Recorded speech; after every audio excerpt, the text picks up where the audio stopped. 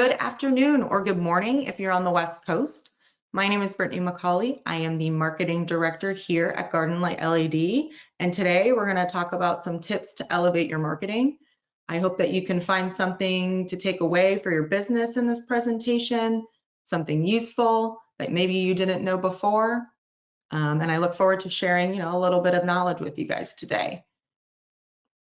Just some housekeeping. If you do have any questions, go ahead and fire away in that comment box. I will circle back to them at the end of the presentation, but just so you don't forget, you can put them in at any time and I will be sure to answer them at the end of the presentation. So let's begin. Just want to start off with a little quote. The man who stops advertising to save money is like the man who stops the clock to save time, by Henry Ford. Now, if we really think about that quote, we all know that advertising and marketing is crucial to a business. And once we know that and can see that, there'll be no stopping you. So just always keep this in mind. Advertising is a necessity. It's a part of business, and it's the only way to get your business to grow. So just wanted to start off with a little quote there. I've sat down with many of you to talk about your businesses and the marketing strategies you're currently doing or not currently doing. And these are some of the common phrases that I hear from you all. I need my phone to ring. It's just me running my business. I don't have time for marketing. I don't have the money for marketing. I don't need marketing. I'll just work off referrals. And while I know some of these are very valid reasons to you all, we need to stop thinking this way and do things that can propel our business. And marketing is one of those things, and you absolutely can do it. It's just finding the time and the dedication to do so. So just keep that in mind. On this slide here, we have arguably the biggest brands in the world: McDonald's, Coca-Cola, Apple, Walt Disney, and Amazon. And if we think about it, I mean, everybody knows who Coke is. Everybody knows McDonald's and Apple. So why do they still advertise? They still advertise because, as the saying goes, out of sight, out of mind. And they want to be in front of consumers all the time. And even though Coke is, a well-known brand, they still need to advertise. They still have to come up with new products. They still have to touch their consumers. So don't think because, they're a bigger company that they don't have to advertise too. They have to advertise just as much as the little guys. So just a little takeaway there. Effective marketing not only helps build a business and sustain brand awareness, it also assists in growing a company. Like I said, learning ways to maximize your marketing efforts will help you move into new areas and reach new potential customers. So let's get into some of the tips, specific tips that you guys can use and leverage. Commit to the investment. I know it can be so hard, but marketing is an investment, just like the proper tools you need to complete a job. Without 100% commitment, how can you possibly grow? So I want you all to start getting in the habit of planning for your future by setting a budget every year and sticking to it no matter what. I know that can be so hard for many of you running your own businesses by yourselves, but I promise you, if you commit to the investment, you won't be disappointed at the end of the year. I get this question a lot of how much money should I be spending on my marketing? So U.S. Small Business Administration recommends spending 7 to 8% of your gross revenue on marketing and advertising if you're doing less than $5 million a year. So keep that in mind while you're planning for your next year, and I hope this is kind of a good guideline for you all to follow in the future. Be consistent. Marketing and advertising is all about trial and error. What works for one company in one specific area of the United States may not work for another company. We try things all the time here at Garden Light. We're always trying different tactics and new things. So don't be afraid to get out there and try something. With that though, to gauge whether a tactic is working or not for your company, test it out for at least 3 to 6 months. Consistency is so key, and you won't be able to accurately measure the effectiveness of your efforts when you're shifting money from one tactic to another month over month. So whatever you decide to do, just make the commitment to do it and stay consistent with it for at least a couple of months so you can help better gauge if this is a tactic that's good for your business. Remember, marketing takes patience. If it was quick and easy to get 500 qualified leads a month, everyone would be doing it. So just a tip there. Stay relevant. Stay on top of industry trends, updating your website, your social media content. It's important to consumers these days that you're relevant in your market area, and that starts to build trust with them. Social media, as we all know, plays a huge role in the way we do business. It's important to keep those as up to date as possible. Share projects and photos and videos, customer reviews, and most importantly, be sure to engage with customers on these platforms. If they're commenting on your photos or your installations, be sure to comment back with them and thank them, and be playful. That's what social media is all about.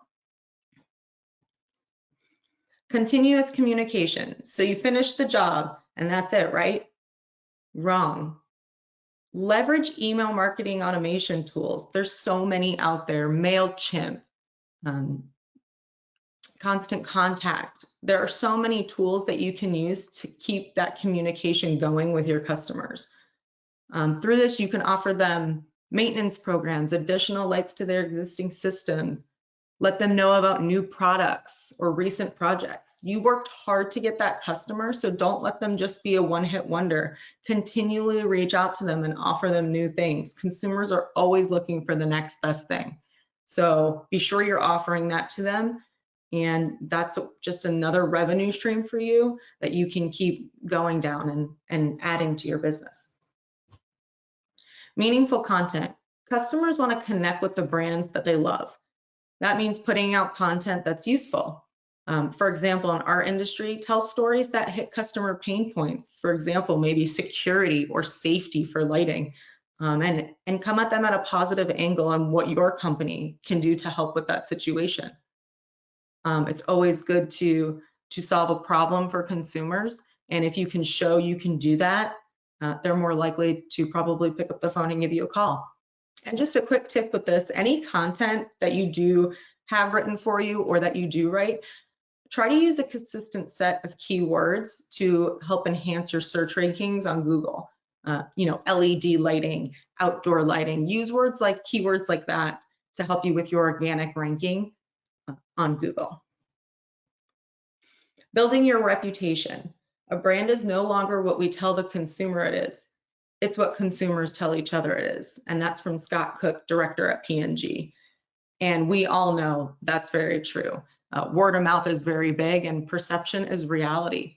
Consumers more than ever are turning to Google review and social media to help gather information on companies they want to purchase from. I can guarantee you most people are looking at 3 to 4 websites to get reviews on your company before they're coming to you. So keep that in mind. Not only are they reading the consumer reviews, but they're also looking very closely at how companies respond when reviews maybe aren't in their favor.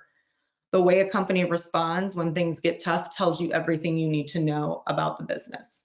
I personally always go actually to the lowest rating review, and then I see if a company has responded or not, and if they did, how they responded. To me, silence is not key when it comes to negative reviews. You always want to come at the situation, make sure it's handled, and make sure your customer at the end of the day is happy. No response to me is not a good tactic to do. You want to confront the situation head on and make sure your customer at the end of the day, is happy and getting what they need. So just an example of a bad response that I've seen before. Pablo here wrote a review on a golf course and said it was way oversold, terrible customer service, bad attitude, and they nickel and dime you, and he wouldn't recommend this place moving forward. The owner of a golf course, instead of coming at it from a positive standpoint, came back very combative and said, I don't know what you're talking about. We don't nickel and dime anyone. We offer one of the best prices in town. To me, that's just adding fuel to the fire, and it's not a good way to handle these situations. So what we want to do to craft a positive response is identify that you've heard their concern and apologize for the mistake, whether it happened or not. In their eyes, they were slighted, and you can't convince someone in that moment to feel a different way. So make it known that your business prides itself on whatever issue that they're having, bad product or bad service, and offer a solution. Make them feel special. Offer a special solution to them, or one-on-one. Maybe offer the owner's email. If you are the owner, take care of it yourself instead of maybe having an employee take care of it. So I've kind of crafted a response here on what he should have said. Hi, Pablo. My name is so-and-so. I'm the owner of this course. Thank you for taking the time to leave us a review. And I apologize that your experience was less than satisfactory. We pride ourselves on great customer service while offering one of the best prices in town, and I would like to make it up to you and offer you a free round of golf at your convenience. Please reach out to me directly, and I will personally set this up for you. So here, as you can see, we identified and apologized for the mistake that happened. We let them know that our business prides itself on good customer service, and then we went ahead and offered a solution to their problem. So like I said, be very mindful of how you respond. There's always going to be bad reviews out there and people giving you bad reviews. There's just no way around it. There will always be someone out there that's not completely 100% satisfied with your service. So just know how to handle that, and know that other people and consumers or potential customers will be looking at those. So keep that top of mind. And then lastly, just to wrap it up, I know a lot of you are small businesses and run the business by yourself. And if you are looking to hire a marketing company, I wanted to give you just a few pointers on what to have prepared before you go into that meeting with a marketing company, and just a couple of things to look out for. I used to work for a marketing agency for many years, and these are just some of the things that I think you all should know to be prepared for when going into that meeting. So before you even head in there, you need to know what your goal is. Is your goal brand awareness? Is it lead generation? Identify that goal and make sure you have that written down, and that the marketing company knows exactly what you want to get accomplished. What is your budget? Even if you have a just bottom line budget, the marketing company will be able to tell you what tactics will be best used to, for that budget. They'll be able to guide you on where to spend it and what's going to be the most effective for that budget. So come in with your yearly budget that you want to spend, and they will give you the best plan, marketing plan to move forward with. What is your geographic target? Make sure you let them know what areas, specific areas you want to target, whether it be large cities, or you can even get as nitty-gritty as zip codes. So keep that in mind as well. Assets. Be sure to provide them with your logo in vector format, photos that are appropriately sized. I know a lot of our iPhone photos are very good today, but be sure that they're high resolution photos. Content, your values, your differences, any special offers you may have for military or things like that, and any current marketing materials, whether it's brochures, flyers, business cards. That marketing company is going to want to see where you've been so they can project where you should go in the future. And always interview more than one company. Don't always just go to the first one or decide solely based on price. Ask their current clients if they have any people, any other clients in the same industry as you. You can always provide them, you can always ask for, for a number that you can call for references. That's totally normal, and they totally expect that. So make sure, you ask for that. They will definitely provide you with it, no problem. And the moral of the story is, if they're promising they can put you on the first page of Google, run. They cannot do that. If they're promising you the world, it's more likely a scam. There's so many marketing companies out there that are not great, unfortunately, and you have to be aware that they're out there and know the red flags to know when to run. And one of the most famous ones is that they always say they're going to put you on the first page of Google. So know that they're not able to do that. And that's the last tip I'll leave you with for today. Thank you all so much. I'll wait to see if there are any questions. Let's see. Anybody have any questions? If you think of something later, you can always email me at marketing@gardenlightled.com, and I will be happy to answer any questions you may have. We will be emailing out the recorded webinar and presentation after it's done today. So you will have that in your inbox later this evening. Okay, I don't see any questions, so I'll go ahead and wrap it up. Thank you so much for your time. I hope you all have a great day, and I look forward to working with you.